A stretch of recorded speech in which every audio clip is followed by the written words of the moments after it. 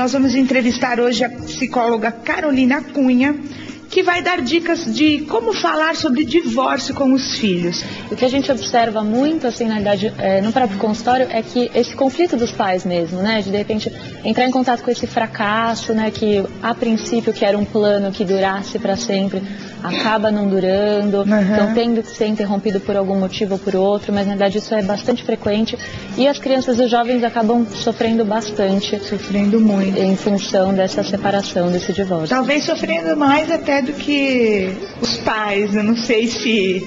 Porque na cabeça dos pais, pelo menos quando se chega a essa decisão, é porque... Com certeza muitas tentativas foram feitas e já está meio que resolvido, apesar de não ser fácil, ser muito dolorido. Mas para os filhos é muito complicado, né? É bastante, assim. E na verdade essa é uma orientação que a gente sempre passa para os pais.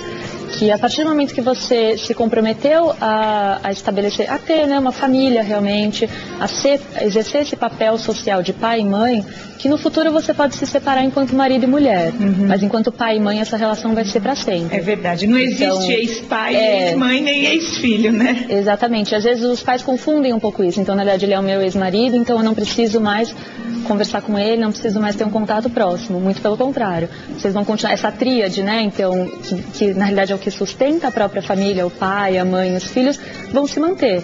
Então tem muitos casos que a gente inclusive orienta para os pais saírem juntos, o pai e a mãe saírem junto com os filhos. E algumas pessoas questionam, falam assim, nossa, mas não é estranho você sair com o seu ex-marido? Você está saindo sim com o seu ex-marido, mas você está saindo com o seu atual pai do seu filho. Então, na verdade, eu acho que é bem esse o foco da orientação que a gente procura passar para os pais desse momento. Esse é um ponto muito interessante que você está tocando, porque normalmente uma separação, pelo menos a princípio, ela envolve mágoa, né? Bastante. Envolve mágoa, como você falou, frustração, aquele sentimento de frustração, de fracasso, né? Exatamente. De ter investido.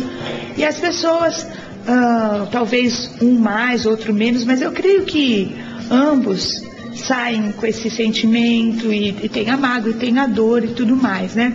E acho que tem aquela vontade, eu nunca mais quero olhar, nunca mais quero tocar, mas pro bem dos filhos é preciso vencer isso, né, Carolina? Tem que vencer e tem que vencer assim, de uma forma mais tranquila possível, assim, para os próprios filhos, porque a gente observa muito, assim, que as crianças, eles sofrem bastante, eles criam muitas fantasias, né, então, fui eu culpada pela separação, então, meus pais... É muito comum isso, a criança achar que a culpa é dela, é muito... Bastante comum, por isso que também uma das orientações bastante frequentes que a gente passa para os pais é serem o máximo transparente possíveis, claro que adequando a linguagem, né, se é uma criança menorzinha, de 2 a 3 anos, então, a linguagem que você vai utilizar, até em função do nível de compreensão mas assim, colocar às claras realmente o que está acontecendo, deixar bem claro que essa base, né, essa tríade familiar vai se manter, então vai independente... continuar sendo o papai, vai continuar sendo a mamãe, exatamente, né? Que isso é muito importante, assim, da criança ter sempre bem claro. Por que a criança tem esse sentimento de culpa quando os pais se separam? Principalmente quando a situação não é aberta. Então, quando ficam assim aquelas discussões que os motivos não estão aparentes. Então, que na realidade a criança que às vezes os pais eles subestimam um pouco a capacidade de compreensão, né, dos filhos. Então, acham que os filhos não estão percebendo muito e de repente se separam. Então, para os filhos acham que acaba sendo uma surpresa. Então, tem assim o próprio desenvolvimento da criança lida muito com isso, né? Esse lado fantasioso, esse lado de sempre se sentir envolvido nas relações e ele sabe que ele está envolvido nessas relações de alguma forma. Então vai ver que eu fiz alguma coisa errada, né? Eu acho que eu devo ter deixado meu pai triste ou a minha mãe triste. Exatamente. Né? Quais são os principais erros que os pais que se separam cometem? Você já falou sobre o fato de não ser aberto, não sentar para conversar.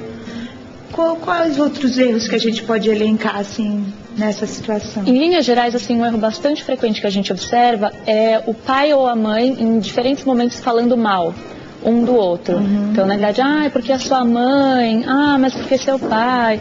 Então, assim, e usa a criança como exatamente, escape, né? Exatamente. A criança fica nesse jogo, nesse meio de campo, então às vezes a própria criança acaba sendo a responsabilidade por levar e trazer informações.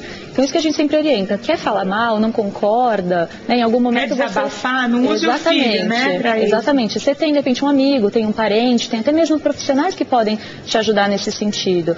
Para também não entrar nessa questão de chantagem. Então, porque às vezes assim, os pais querem se sentir um pouco mais queridos, né, pelos filhos. Então, porque você viu quando você vem aqui em casa, você viu que aqui é mais legal, você viu que aqui você pode assistir... Ficam disputando o exatamente, filho. Assistir televisão até as 11 horas da noite, mas na casa da sua mãe você não pode, né? Então, assim, esses comentários que muitas vezes passam em tom de brincadeira, mas que na realidade a criança, ela percebe isso e fica sendo esse jogo. Então, é muito importante que algumas regras básicas sejam estabelecidas, respeitando a dinâmica de cada casa, mas, por exemplo, se na hora do jantar tem que comer frutas, verduras e legumes, isso vale tanto para a casa do pai quanto para a casa da mãe.